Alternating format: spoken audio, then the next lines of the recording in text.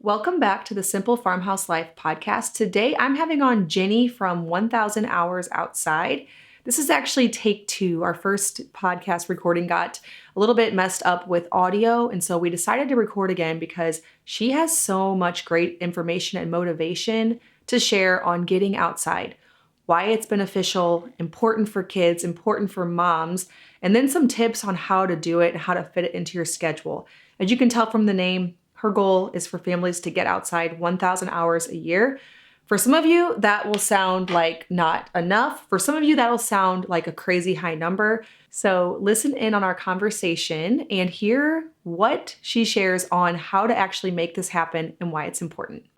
My name is Lisa, mother of 7 and creator of the blog and YouTube channel Farmhouse on Boone. Join me as I share with you my love for creating a handmade home from scratch cooking and a little mom and entrepreneur life along the way.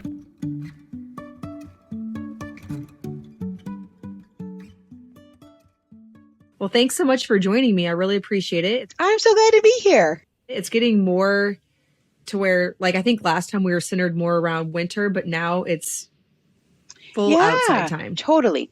So start off by telling a little bit about your mission and your website. I found out that you had an app. I don't think I realized last time that you had an app. I know we do have an app. People ask for years and years about having an app. And I was like, no, we're trying to veer from screens. But just having an app that helps people to record their time. It's a timer. It gives little badges. It's a fun app. And it came out last fall. And I think it's going really well. We get a lot of cool feedback about it. It's got a journal feature. People can put a couple pictures in from the day and then go back and look and see, what they did and keep track of their time for them. That's cool. I actually thought my husband invented it for you because he was like, well, she needs an app. And so I searched it and I was like, oh, she has one. You're like, did you make this? So yeah, you already thought of that. But yeah, tell us a bit about what 1,000 hours outside means and what your mission is. Okay, so I think it's fairly straightforward, although it's not necessarily super easy to implement. But our family is aiming to be outside every year for a 365-day period for 1,000 hours. And It started back when our kids were really young. I was drowning with young children. I didn't really know what to do with them.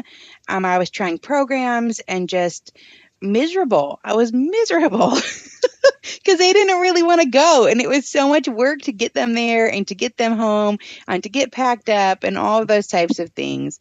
And so it's been almost 10 years. It's been over 10 years, actually, since we first went outside for an extended period of time intentionally at the prompt of a friend. And it really changed my life, to see how kids can be so engaged in the outdoors and I can take a second to catch my breath and recompose myself and bring my blood pressure down and feel like I'm not failing. But in those beginning years, I didn't even know that it really did anything for the kids, except that they were entertained and I got to be a little bit more present, help my mental state. But over the years, I began to read about how when we just let kids play, then it doesn't have to be adult directed and it doesn't have to be anything that we spend time preparing for.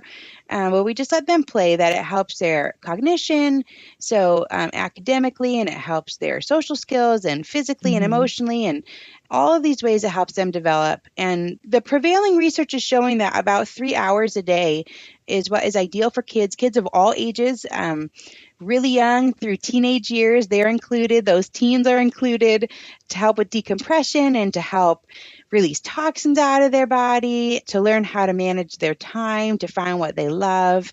But, practically speaking, who can get outside for 3 hours every single day? Not many of us, appointments and different commitments. And so we just have this goal over the course of a year to really balance out virtual life and real life.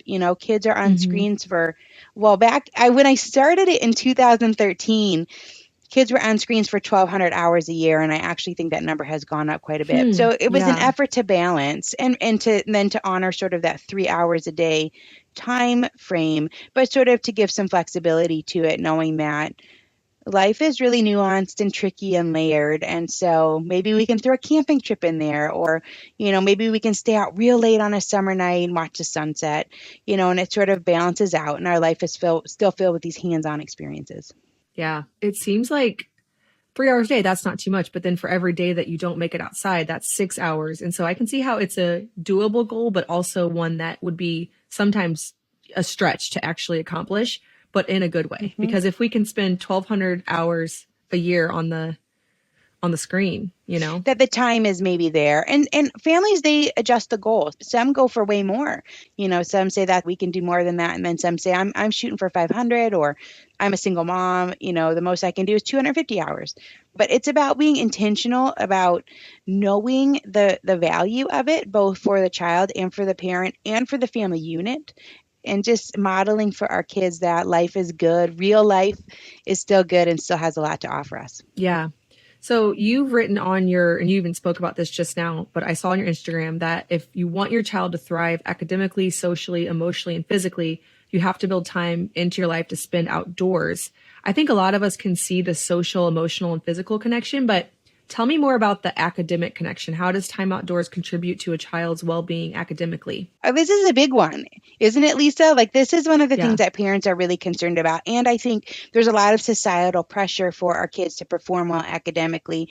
It's a way that we measure our kids. And so I think that outside play can get left by the wayside because it seems like a frivolous use of time. It's not a lesson, it's not tutoring, and, it's not French, it's not violin or any of those things. But actually, what's happening is that when our bodies engage in complex movements and those movements get harder, our brains form connections, and they form more connections, and those connections become faster. And so what happens is our computer's working faster. So there's this statistic that's really fascinating, actually, in a book called Smart Moves by Carla Hannaford. She's a PhD, a pediatric occupational therapist. She's retired now because she's getting close to 80, but she has this statistic in there.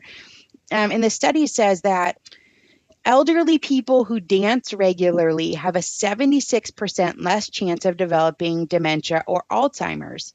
So 76% less chance. I mean, that's huge. And so what's happening is that complex movements of dancing, and it's similar for playing a musical instrument, that the complex movement is enhancing and protecting their brain function. And so for kids, if you take a step back and watch what kids are doing, they are moving gradually through more complex and more complex movements. So, I remember they start to toddle, right? And then they're going a little faster and then going up and down the hill and making sure they're, stepping over roots and logs and sticks, and then they're climbing up on things and they're jumping off and they're climbing a little bit higher and then they're climbing over. I mean, a big thing our 5-year-old just learned is how to climb a fence, and it took her probably 2 years. She's been working on it for 2 years, trying. No, I can't do it. She finally got it, and then our teenagers, they're shooting baskets and they're trying to dribble. They're trying to do all these cool dribbles through their legs. So it continues on if we allow the time and the space for it. They continue to work on these complex movements. They're driven to do that. And so that's just one part of it. Another part of it is our eyesight. Whenever we're moving, and especially through these uneven terrains, or you've got your baby in your pack, and you're walking, and with each gait, with each step, their eyes are having to readjust. And so they're learning to work together, they're teaming together, and that will help when they start to read. Because their eyes are used to functioning together as a team, as a pair. There's that. There's, if kids are hanging from monkey bars or they're hanging from tree limbs, that's strengthening their shoulder girdle or through their arm all the way down to their wrists. That's going to help them with their writing posture. The outdoors helps with attention span. I mean, there's really a whole host of reasons why outdoor play sets kids up for lifelong success academically. It really helps them with their cognition. And, the jobs that are coming are the jobs for entrepreneurs. So we're looking for skills like creativity and innovation. And those stem from play. They stem from play from non-electronic toys, where we have to bring full imagination to make the corn husk into a doll and all those types of things, and to create these imaginary worlds. Yeah, I see what you're saying. So basically, though you could spend 8 hours a day, maybe, reading a book to absorb certain knowledge, it'll be better taken in. You'll actually retain it, and you'll be able to see better and formulate what the words are saying in a shorter amount of time. And so you actually could end up learning a lot better whenever you spend time outside, which makes perfect sense because we are designed to be outside. And of course, we're not going to do as well if we're not. Another interesting thing you brought up was the eyesight thing. I actually learned this recently. I didn't know anything about what, the eyesight thing, but I took all of my kids in for an eye doctor appointment because my husband has really bad eyesight. And so I thought, we probably genetically have a few kids that need something. And they all had 20/20. Wow, And so I started Lisa. doing some research. I started digging into, I was just Googling it actually. And I learned that there were some studies done that whenever your eyes have a chance to take a natural light and when they adjust from something close and then a hill, miles away, that's what strengthens them. And so that was new information to me that being outside really could actually be good for your eyesight. Yes. We have a friend who's, and I'm not quite sure how you would say it. Her glasses have gotten less thick over the years. And they say it's due to her outside play, which I didn't even realize was a thing. Usually it gets worse. No. But there's rods and cones in the eyes, and those are still forming. The shapes of those are still forming up through elementary school.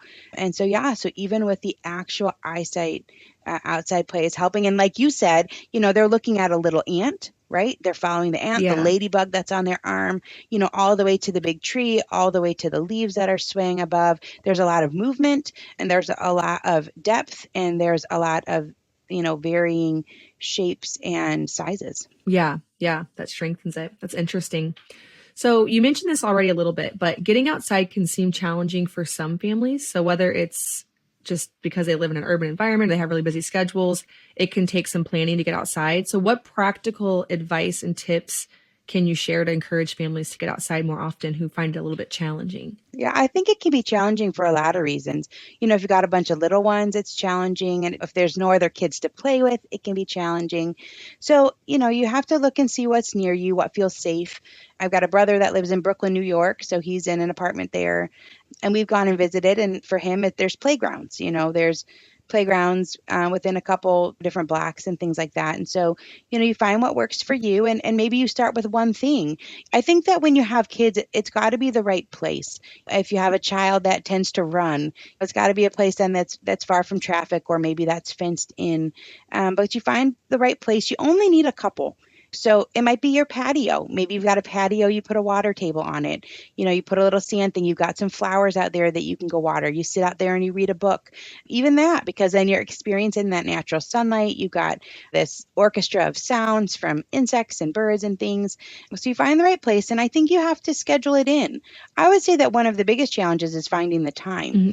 So maybe once a week, you say, you know what, we're going to try once a week, to get out for a couple hours as a family. Which day might have the best weather, where would be a place that's doable for us to go in terms of travel, and do we take a backpack and we fill it up with a little bit of snacks or a meal or something like that. I think the cool part of it is that it adds some uniqueness.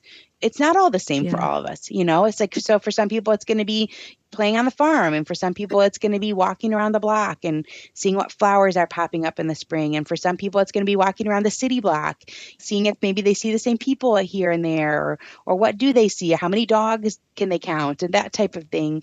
But it's a unique expression of our families, and nature's everywhere.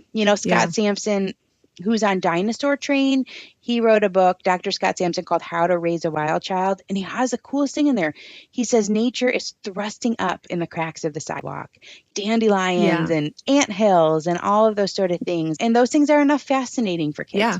Honestly, I think I got outside more whenever we lived at our old house, which was on a 1/4 acre in town, mostly because of my level of responsibilities. I just had 2 little kids. I had at one time I had a 2-year-old and a baby. Then I had a 4-year-old, a 2-year-old and a baby.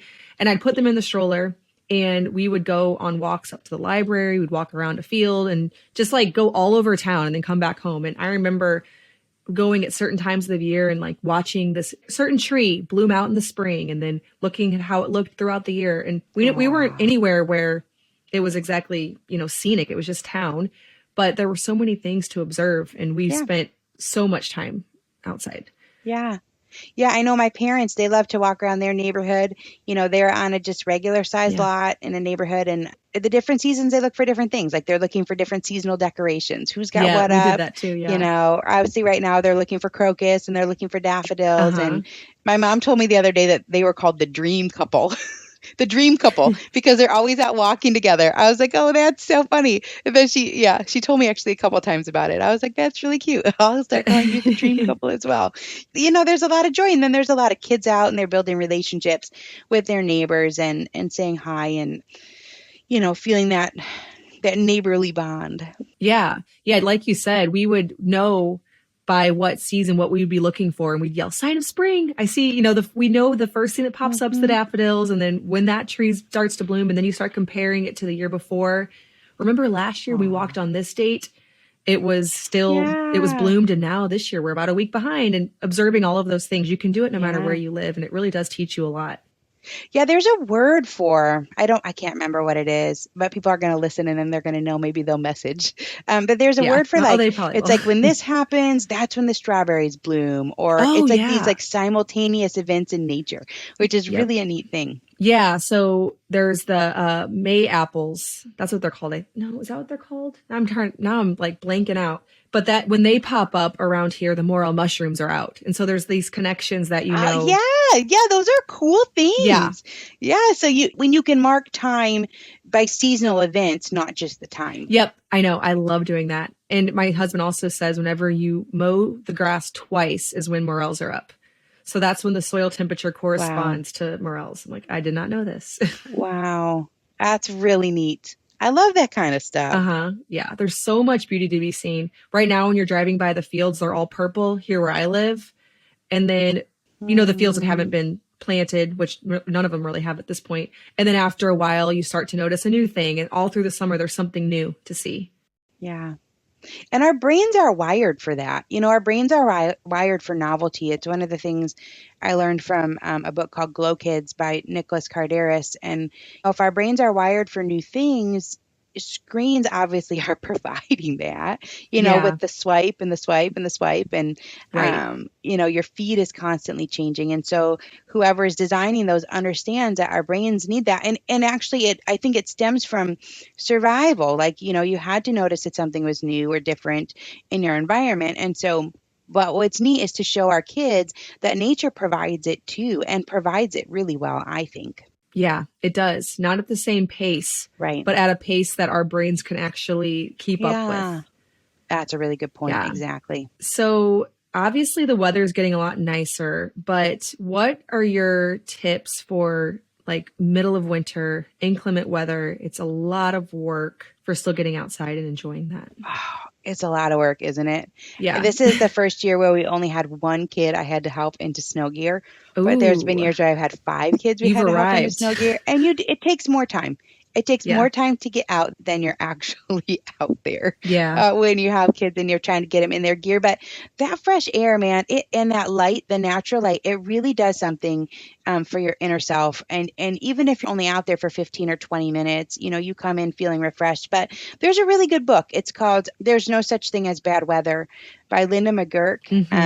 She refers to herself as rain or shine mama, which is really cute. But she's got a really good book. It talks about how in Scandinavia, which I think is bad weather a lot, that they just go out. They just change what they're wearing and they still go. And her book, I'm a little bit of a cold weather wuss, but her book, me too. her book challenged me to look at the seasons for what they have to offer, which I think is also a life lesson. But what do these seasons have to offer that the other ones don't? So in the winter, we freeze things. It's one of my favorite things to do. We take bundt pans. I went to the the thrift store one year and bought 10 different shapes of little bundt pans, a star and a heart, and we fill them with a little bit of water and put in some. We save maybe some petals from the summer. We'll just go get a bouquet of flowers or something. We freeze, or we put little citrus slices in them and we freeze them and we hang them up, and they're beautiful. I mean, they're so pretty and they catch the light and they shimmer. We make snowball lanterns and ice bricks, and to the point, Lisa, where every once in a while people are like, I wish I lived where there was snow. And I'm like, I used to be like, oh, if only we could leave Michigan and live in Tennessee. But then now people are saying the opposite. It seems so enticing because it is fun. Sledding is fun. And we don't ski, but people who love to ski, that's something that winter provides that the other seasons don't. And snowmen and this heavy work, you can paint the snow. When you hike in the winter, whether you're in a snowy location or not, you can see further because there's not so much foliage. And I think winter fires are really fun. Oh, Hot yeah. chocolate. So that's what I've tried to do, spurred on by Linda McGurk in her book, is to try and cherish what we can only do in that season and grin and bear it. Yeah. Yeah. I agree. It's a lot of work, but especially where I live, it's still totally doable because we don't actually get sometimes we get the extreme temperatures, but for the most part, it's just a matter of not wanting to get all the kids ready, but really it's worth it. So this last year, the whole last winter, we actually probably more than any other year just did a lot of outside time. Just send the kids outside, dress them all up, make sure they get out every day because we get stir crazy.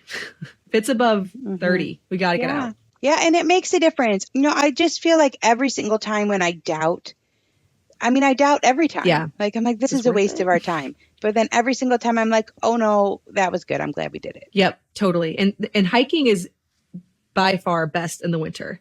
I feel like we didn't take advantage of that enough this last season.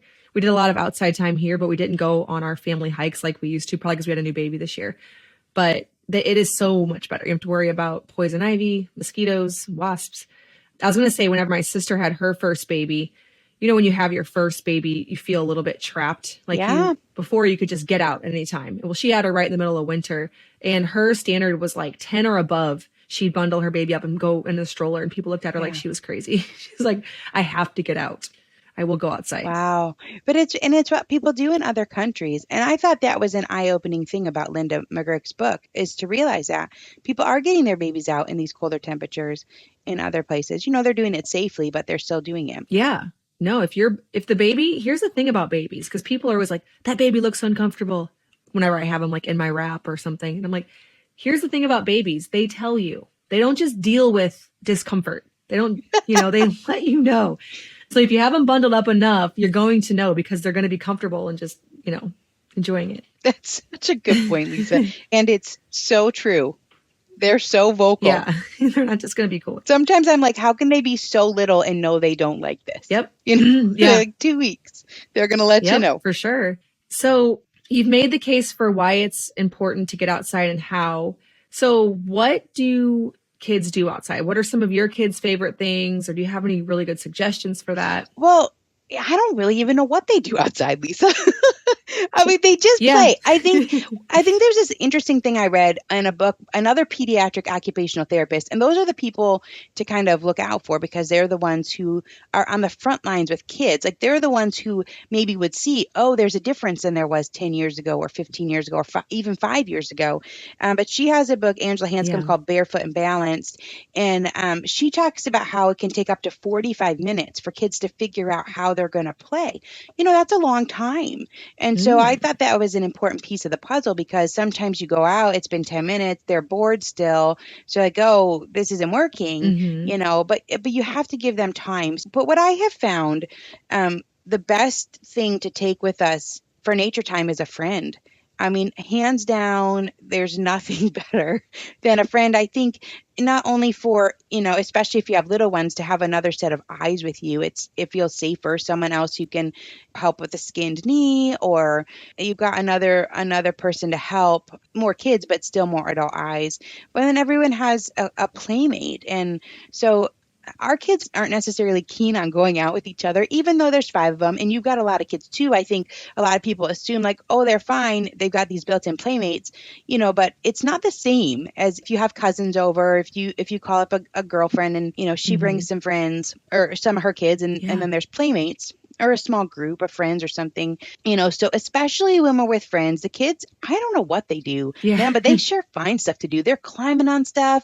They're making things. They're sitting around talking. So if we've got some good snacks and we've got some friends, sort of no matter where we go, things are good. But hikes are a favorite of ours too, because there's a start point and an end point, and you're kind of on this common mission together. And a lot of times you can find different various lengths of hikes, a half mile, or maybe, if you need a wheelchair accessible hike, you're finding what works for you. and 2 mile, or depends on what age and stage and sort of what you need, and there tend to be maybe some different options. So we like that a lot. And now that our kids are older, goodness, it's fun. We can actually go to these really cool places, Yeah. that we couldn't do before. But it was fun then too. I mean, it's all been really special and feels worthwhile, even if it's just kind of like a flat, nothing hike that's a half mile. But you always see something, birds or Yeah. whatever it is. So, what do they do outside? I don't know. Well, they always come up with games. Uh, I know that. My yeah. kids, whenever we have friends over, within 10 minutes, there's some big thing that they're all working on or playing. It's instantly something emerges. So So I cool. think parents who, if you feel like your kids won't get there because they're not used to going outside, just let them be bored for, like you said, up to 45 minutes, and they will not be able to stand it. They'll come up with something for sure.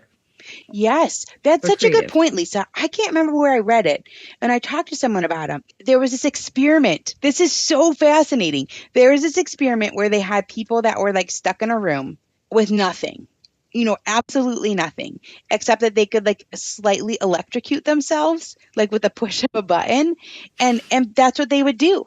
They would rather electrocute themselves than be bored. Oh my So it gosh, was saying that really? people choose pain over boredom. I mean, Like boredom's being pretty boredom is, bad. yeah. So It really kids is. do, in time they sort Yeah. of sort it out, and they figure it out, and then they're make up worlds, and they're, like you said, they're chasing each Hmm. other. There's this quote by John Holt, and he says, if children are living happily and energetically and fully, they are learning a lot, even if we don't always know what it is. And I feel like it fits so Yeah. perfectly because they don't totally know what they're doing, but they're living energetically and fully. And so, we can be assured that they're learning and that it's contributing to their growth and helping set them up for the future. What are your parameters for danger level? There's a whole spectrum of, some people won't let their kids climb down a set of stairs. Some people won't let them climb to the top of a tree. And then, then there's somewhere in between there. It's an interesting question. I think risky play is a hot topic right now. Hmm. There's two components of risk. One is, how dangerous is it? How badly could you get hurt? In combination with, how likely is it to happen? Yeah. So an example would be, if you let a toddler, play by the edge of a lake, how dangerous is it? Extremely. How Right. likely is it that something Yeah. could happen? Extremely. So that's too risky. You say, okay, how dangerous is it for a toddler to climb up onto a small fallen tree? How badly could they get hurt? Not very badly. They might get scraped. How likely is it? Pretty high, right? That they Yeah. might bonk or get a bruise or something like that. And so we step in when that danger level is dangerously high. Could they fall and something catastrophic happened? That's when we tend to step in if they seem like they can't assess that risk themselves. I think as a parent, playing near traffic, that type of thing. Yeah, that's And always a bad idea. so, knowing that those are the two factors, I mean, we want our kids to learn how to, it's a pretty quick assessment that we're all making. Yeah. We want our kids to learn how to make those assessments. We want them to learn their bodies. What are they capable of? What are they not capable of? So we're just looking for the catastrophic instances where, I mean, they could get hurt very badly, and then that's when we would step in. Yeah, right. I'm always yelling at my son for being up in a tree. He's actually a pretty cautious kid in some ways, but then whenever it comes to climbing a tree, he has this confidence way beyond what he should. And my husband lets it go. And I look out there and I'm like, that's too much. I think husbands and wives have Yeah. different dads and moms. Well, in our family, we're opposite. So it's an interesting thing. Oh, okay. My husband is more cautious than I am. And I think the more you're with your kids, the more you know. So we've got a daughter that's a tree climber, and she's a big Bear Grylls fan. He talks about test every branch. I'm not quite sure exactly how he says it, but she's real cautious with it. She tests everything. I'll hear her say, this isn't strong enough. I'm coming back down at this point, or I'm not going to go any higher. So I think nature is really a neat place because it does tend to grow with kids. Like they can start on these smaller trees, an apple tree or something long before they're able to even reach the lowest branch for a larger tree. And I like that about nature, right? One of the Yeah. things that we never did was we never put our kid up on the thing they were asking to go up on with the bigger kids. So maybe the kids are up on a really large boulder and the 3-year-old wants to go up but can't get up there. And we say, well, no, you're not old enough, Right. If you can't get And up once you there. are old enough, then you're in a better Yeah. sense to understand what your body can do and can't do, and you'll be a little bit safer. So I think Yeah. they're safer in the long run if they're able to experience reasonable risk that's not, catastrophic life altering for them. Yeah. Yeah. I think that makes sense. I still am not going to let him climb that high in that tree, though. Yeah, because that's a catastrophic thing. And I think that's wise. Yeah. So, have you set up your yard or whatever to have certain things to encourage play, or are you more leaning on free play? We have stuff. We have a play set. We have a trampoline, which was a big contention between my husband and I. Like I said, he's on the Okay, so since opposite. he's cautious, maybe He he didn't didn't want want it. it. Okay. But we got one of the ones that doesn't have the springs, and it has a net around the edges. So they said, and I don't know, everyone's trying to sell their product, but they said that the majority of injuries are happening because a child's leg is getting caught in the springs, or I don't know, that type of thing. Okay. So on this Yeah. kind of trampoline, and we haven't had any issues. We've had it for a bit. So we do have that, and then we have some hay bales. The round We have a ones? couple round ones, and we have square ones, and they make little Oh, the square things. ones. I mean, I feel like I could buy if I could buy enough square bales that was the same cost as a video game, they would have play forever Oh, because yeah. you can like stack them. Oh, that's the upstairs of our barn. We have probably over a hundred That's the bales up there. best. Hay bales, and Yeah, they've done we've got that a garden, for, and so yeah. they can come out and putz around in the garden. We've got a basketball net. So we definitely have stuff. And it definitely gets used when friends come. Sprinkler. Of course you'd love to have everything. Like I'd love to have a zip line. I'd love to have a Yeah. pool, but you have what you have. We've lived in a bunch of different homes. Like we've lived in a townhome where we didn't have a yard at all. We just had a little side patio. We put a water table out there, and that was when we were doing what you were doing, walking to the Yeah. library and going to the school playground, the one that we could walk to. And so in each home, I think we've lived 6 different places. We've had different situations, and they've all been fine. You utilize what you have, and you go places if you can, or to find different types of experiences. Some of the parks even have cool things, like they'll have mud kitchens there to play with, or Yeah. they'll have a teepee set up. Or we went to this one park and it had like this cascading water table. It was like the coolest thing. There was a pump at the top, and then the water would flow down to these different levels, and they could channel the water with these different pieces and use cups, and it was awesome. Or those splash pads. Really, in the summer, there's so many places where we're at. There's more places to go than we even have time to go to. Oh, yeah, same here. Definitely. Now, you were saying that whenever you first started this, it was when you had a couple of young children and you met up with moms. Can you encourage any moms of like 3 and under, which is now looking back, a whole different stage of motherhood than the one that I'm currently in? But I remember it very fondly. And we did similar things to what you did, where we would just be out for the day. Where did you find your friends for that? What kind of places did you meet up? And I think you even said you did it every day for a while. We tried to do it most days where the weather was good. I met our friends at MOPS, Oh, okay. Yeah. primarily.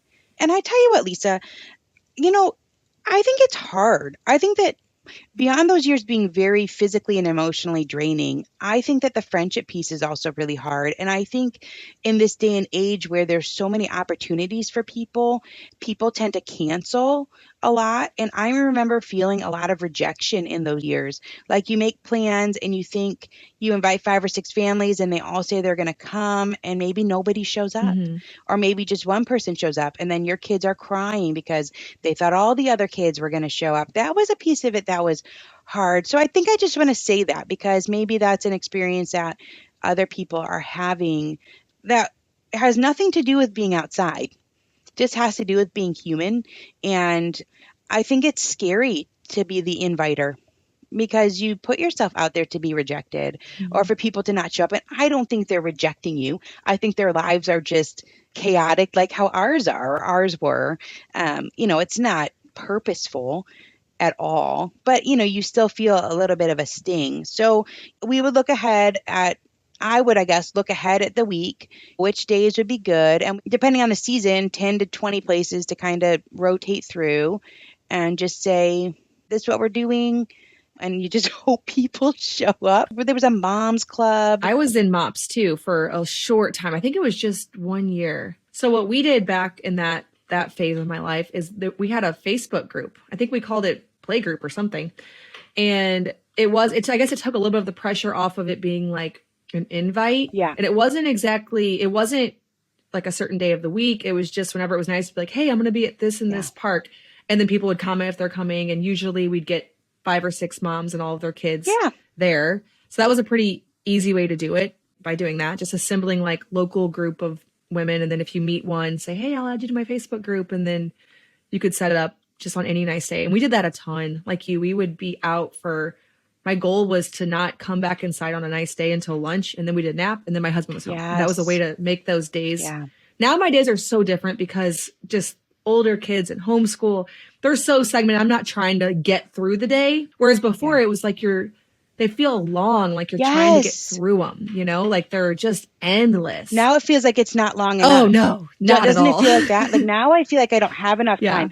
And I couldn't ever have imagined feeling Me that neither. way. It was those early like days. The day stretched out, like it felt like 100 hours. Exactly. How am I possibly going to make it through? And now I'm like, oh, I need like 3 more hours for every day. I could use 3 more at least. Yeah, it's a whole different, and now the years are just zooming by because of that.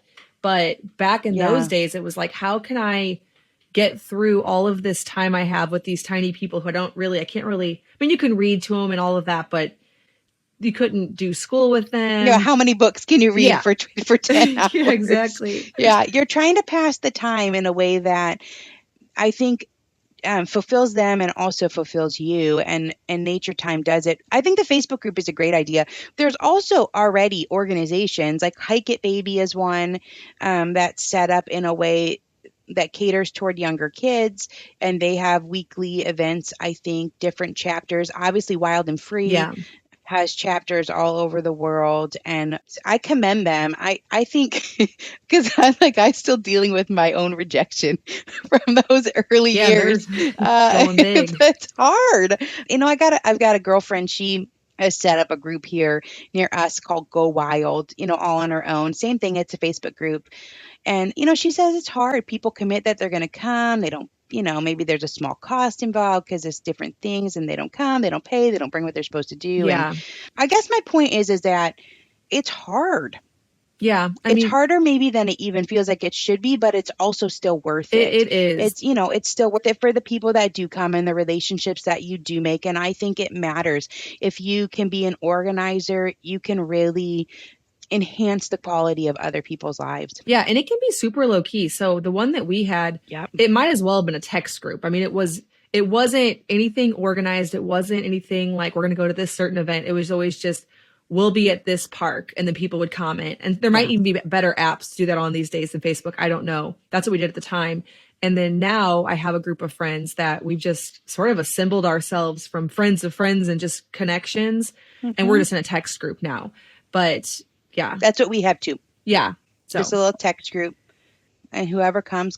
And I would just encourage people. I think it's a really good use of your time to try and build those relationships. And actually the ones that we built when our kids were really young are extra special. Yeah. Even if I'm not seeing those people now on a regular basis, there is something that ties you together, I think, for the rest of your life, because those are really hard years, and you weathered them together. Yeah. What happened with mine is I span multiple groups. So I was with this group, and they had their kids, and I had mine, and then theirs grew up and went to school. And then I had another set of kids. And so then I find a new group, and then their kids are off into school. And now I'm with, I still have toddlers and babies, but I also have teenager. So it's like, I've had to go through them because of my continuing of having children. Yeah. And we've got friends like that too. And I think that is how you do it. You have to be with the people that match your kids, not just necessarily maybe match your personality. It's like dating, but with way many more factors. Yeah.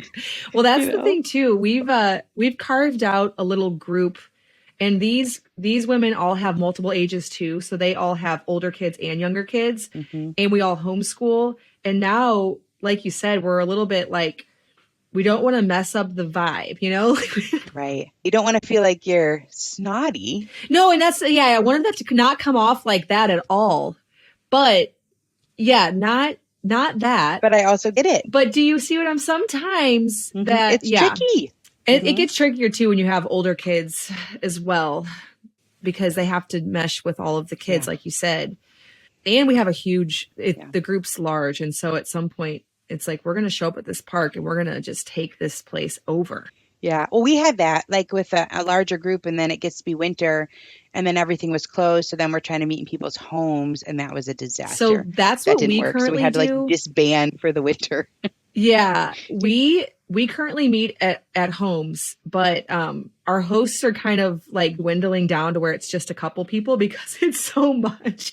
So I think that we're Right. trying to put into place a few, like now that it's nice out, a few parks so that it's not, Yeah. yeah, it can be a lot of Hmm. kids, but it is worth it. And I always tell my friends because whenever they leave my Yeah. house, it looks like a disaster, like inside and out. I'm like, literally, this takes me 1 hour of me and my oldest Mm. kids just completely devoting time to cleaning this up. It's not any worse than that. As bad as this looks, it's quickly resolved. And so we're Yeah. just going to still do this and have Yeah. fun. All right, well, tell us about your Instagram, your podcast, the best places to find you, and then what you offer for people to track their progress and to get their 1,000 hours outside. Our website has some cool stuff on it. So we have these free tracker sheets that have been designed by the 1000 Hours Outside community, and there's really cool ones like caterpillars and butterflies and space theme and I don't know how you say that word, but anyway, just really neat things to fill out, and they look real cool when you color them in. So those are free. They're always free on our website, and different articles that are encouraging and with some good information on them. We have a kickoff pack. So every month of the year, and that's also free, has like a book list for the month. They're picture books, but a picture book list, and then adventure prompts. So if people are kind of stuck, some cool ideas for April or for May. And I don't know, sometimes I couldn't do it like for every hemisphere or whatever. So I'm like, you just got to cut and paste because people are like, well, I can't do this. I'm like, well, just cut something from another month then. There's hiking prompts in there, like a muffin Yeah. hike or ways to make it just unique. If you're feeling like you're low on motivation, you make some muffins and you're going on a Yeah. muffin hike, Yeah. or something like that. So we have that on our website, and then I'm on Instagram. And everything is just 1000 hours outside with the number. So at 1000 hours outside, and sometimes people hashtag 1000 hours outside. And there's a lot of those, which is really neat. And I'm on Facebook as well. There's a Facebook group that has about 85,000 people in it.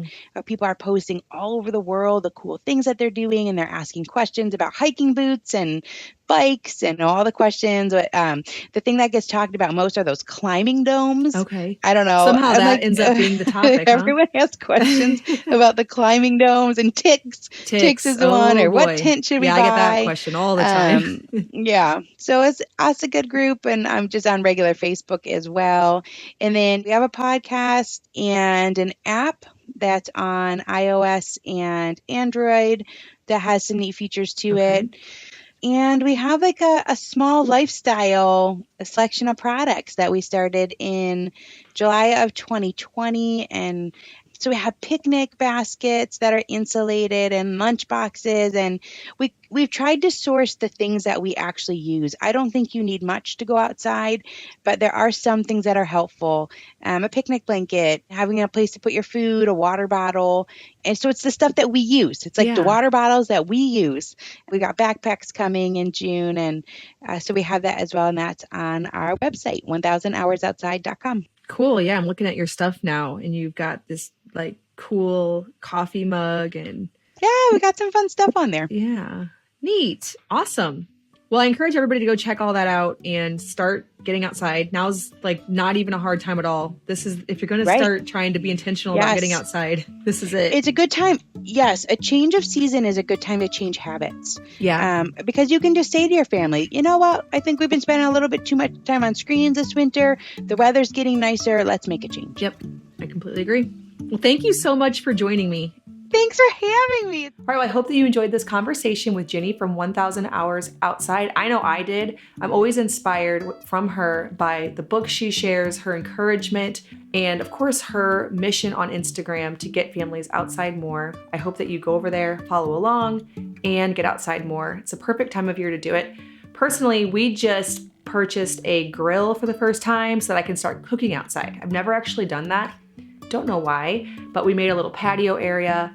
I got a grill with a side burner so that I can start spending time outside when I do something that I do 3 times a day, which is cook. So as the days get warmer, we have a table out there now. I can spend time even whenever I'm super busy making meals for my family. So I'm looking forward to that. And I hope that you find some ways to do that this season as well. As always, thank you so much for listening, and I'll see you in the next episode of the Simple Farmhouse Life podcast.